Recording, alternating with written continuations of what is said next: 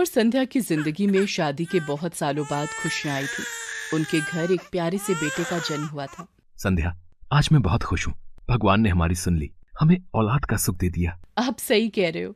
भगवान ने मेरी गोद भरकर मेरे जीवन के सारे दुख मिटा दिए, मेरे जीवन को खुशियों से भर दिया। बच्चे के आ जाने से विजय और संध्या दोनों ही बहुत खुश थे। संध्या और विजय बच्चे का नाम तुषार रखते हैं। तुषार धीरे धीरे बड़ा होने लगता है। संध्या, ये देखो, मैं तुषार के लिए कितने सारे खिलौने लाया हूँ। अरे, पहले से ही कितने सारे खिलौने आपने तुषार के लिए लाकर रखे हुए हैं। पूरा कमरा भर गया है। अब और कितने खिलौने लाओगे? संध्या, मैं चाहता हूँ हम अपने तुषार को जीवन की सारी खुशियां दें। तुषार, ये देखो बेटा, छुक छुक करती रेलगाड़ी। आप तो बिल्कुल बच्चे बन गए हो। विजय और संध्या की जिंदगी तुषार के ही इर्द गिर्द घूमती थी। तुषार 6 साल का हो गया था। वो पढ़ने में बहुत तेज था। एक दिन, मम्मी देखो मेरा रिजल्ट, मैं क्लास में फर्स्ट आया हूँ। अरे मेरा लाल, मेरा बच्चा पूरी क्लास में फर्स्ट आया है। मेरे बच्चे को किसी की नजर ना लगे। अरे मेरे तुषार बेटे को उसकी नानी नजर लगने ही नहीं देगी। अपने नाती की नजर उतारने उसकी नानी जो आ गई है। नानी माँ, नानी माँ, नानी माँ, मेरे लिए क्या लाए हो? मैं अपने तुषार के लिए शुद्ध देसी घी के बेसन के लड्डू लाई हूँ। ढेर सारे आलू के पापड़ भी बना कर लाई हूँ। और हाँ, तेरी पसंद की किशमिश भी। किशमिश? नानी माँ, आप मेरी प्यारी नानी हो। माँ जी, ये आपने बहुत अच्छा किया। मैं भी 2 दिन के लिए शहर से बाहर जा रहा हूँ। आप यहाँ रुकोगे तो मुझे भी यहाँ की चिंता नहीं रहेगी। विजय 2 दिन के लिए बाहर चला जाता है। अगले दिन तुषार को स्कूल भेजकर संध्या घर के कामों में लगी थी। तभी उसका फोन बज जाता है। जी, मैं तुषार की क्लास टीचर बोल रही हूँ। तुषार की तबीयत अचानक खराब हो गई है, तो आप स्कूल आ जाइए। क्या? तुषार की तबीयत खराब हो गई है? मैं अभी स्कूल पहुंचती हूँ। संध्या तुषार के स्कूल पहुंचती है। तुषार की तबीयत ठीक नहीं थी। संध्या तुषार को डॉक्टर के पास ले जाती है। डॉक्टर तुषार का ब्लड टेस्ट करते हैं। संध्या जी, आप क्लिनिक आ जाइए, तुषार की ब्लड रिपोर्ट आ गई है। संध्या अभी डॉक्टर के पास जा ही रही थी कि तभी विजय भी आ जाता है। विजय, अच्छा हुआ तुम आ गए। मेरे साथ डॉक्टर के पास चलो, मैं रास्ते में सब बताती हूँ। संध्या रोते हुए विजय को सारी बात बताती है। वो दोनों हॉस्पिटल पहुंचते हैं। देखिए, आप दोनों तसल्ली से काम लीजिएगा। तुषार की ब्लड रिपोर्ट आ गई है। तुषार को ब्लड कैंसर है और कैंसर आखिरी स्टेज पर है। इसलिए अब तुषार की बीमारी का कोई इलाज नहीं है। तुषार की जिंदगी के अब कुछ ही दिन बाकी हैं। नहीं डॉक्टर, मेरे बच्चे को बचा लो डॉक्टर, प्लीज। संध्या और विजय दोनों फूट फूट कर रो पड़ते हैं और घर आ जाते हैं। उन्हें कोई भी रास्ता दिखाई नहीं दे रहा था। वो हर जगह तुषार की रिपोर्ट लेकर जाते हैं, पर हर जगह से उन्हें निराशा ही हाथ लगती है। तुषार की तबीयत दिन पर दिन खराब रहने लगी थी। अब उसे खून की उल्टियां भी होनी शुरू हो गई थी। मम्मी, मुझे क्या हुआ है? मुझे कोई बताता ही नहीं है। मैं ठीक तो हो जाऊंगा ना? मेरे लाल को कुछ नहीं होगा, तू बिल्कुल ठीक हो जाएगा।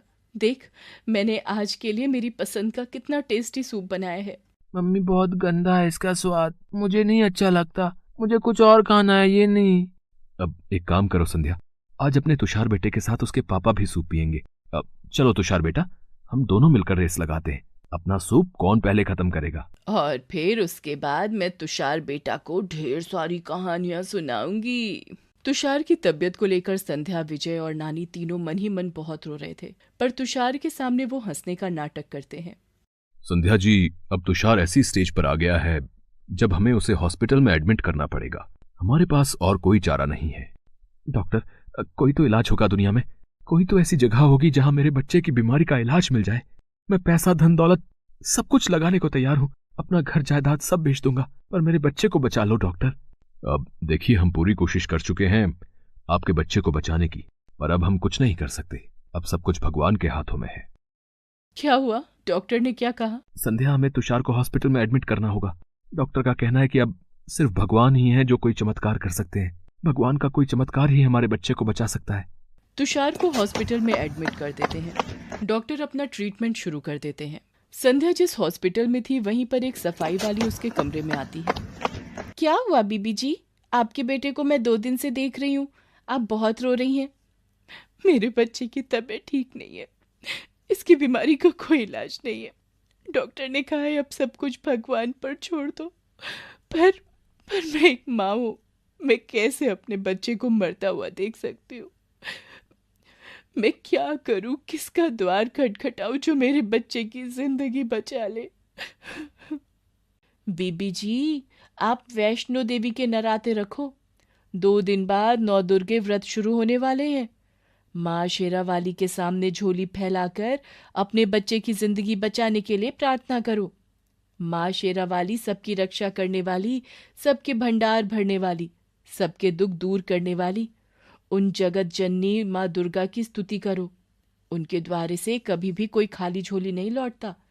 देखना, माँ दुर्गा जरूर चमत्कार करेंगी। अगर अगर ऐसा है तो मैं माँ शेरावाली के 9 दुर्गे व्रत जरूर रखूंगी। मैं उनकी पूजा करूंगी, उनसे झोली फैलाकर विनती करूंगी। संध्या, मैं भी तुम्हारे साथ माँ शेरावाली के नवरात्रि व्रत रखूंगा। मैं भी शेरावाली माँ दुर्गा को मनाऊंगा। संध्या और विजय दोनों मिलकर माँ दुर्गा के नवरात्रि व्रत रखते हैं। दोनों सुबह शाम माँ की आराधना करते, माँ से तुषार की जिंदगी बचाने के लिए प्रार्थना करते। संध्या और विजय को माँ दुर्गा के नवरात्रि व्रत रखते हुए 7 दिन बीत चुके थे। 9 दुर्गे का 8वां दिन था, दुर्गा अष्टमी का दिन। संध्या और विजय कन्या पूजन करके तुषार और नानी के लिए प्रसाद लेकर हॉस्पिटल पहुंचे तो नानी ने उन्हें कहा, पता नहीं तुषार को क्या हो गया है, बार बार कुछ बोल रहा है, कुछ समझ नहीं आ रहा। एक बार तुम पूछो क्या बात है। मम्मी मम्मी, मैंने सपना देखा, बहुत सुंदर ऊंचे ऊंचे पहाड़ हैं। लाल चुनरी में सजी शेर पर सवार हुई माता है। वो मेरे सिर पर हाथ फेर रही हैं और उन्होंने मुझे कहा कि वो मुझे कुछ नहीं होने देंगी, वो मुझे बिल्कुल ठीक कर देंगी। बस उसके बाद वो गायब हो गई और मेरा सपना टूट गया।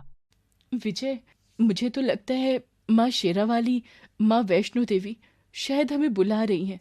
हमें तुषार को लेकर वैष्णो देवी चलना चाहिए। तुम ठीक कह रही हो संध्या, हम अपने तुषार को लेकर वैष्णो देवी जरूर जाएंगे।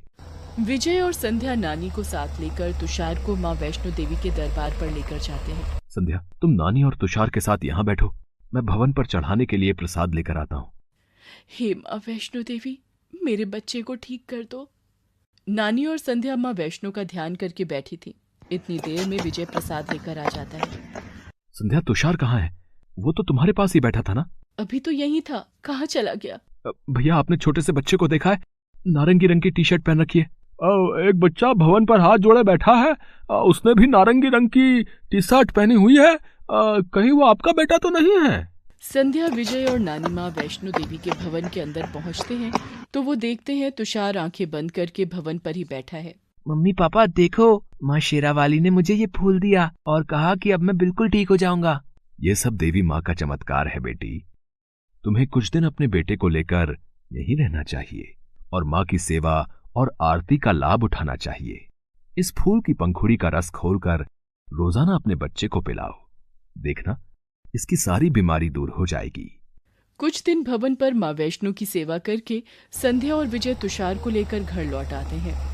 अगले दिन तुषार का एक टेस्ट और होना था। ऐसा कैसे हो सकता है? मैंने आज तक अपने डॉक्टरी करियर में ऐसा कभी नहीं देखा। यह किसी चमत्कार से कम नहीं। इस रिपोर्ट के मुताबिक तो तुषार एक स्वस्थ बच्चा है। इस रिपोर्ट के मुताबिक तुषार को कभी कोई गंभीर बीमारी हुई ही नहीं। आप सच कह रहे हैं डॉक्टर? इसका मतलब माँ वैष्णो रानी ने अपना चमत्कार कर दिया। आपकी जय हो माँ, आपने मेरे बच्चे की जिंदगी बचा ली, मेरा तुषार। जयकारा शेरावाली दा। बोल साचे दरबार की जय।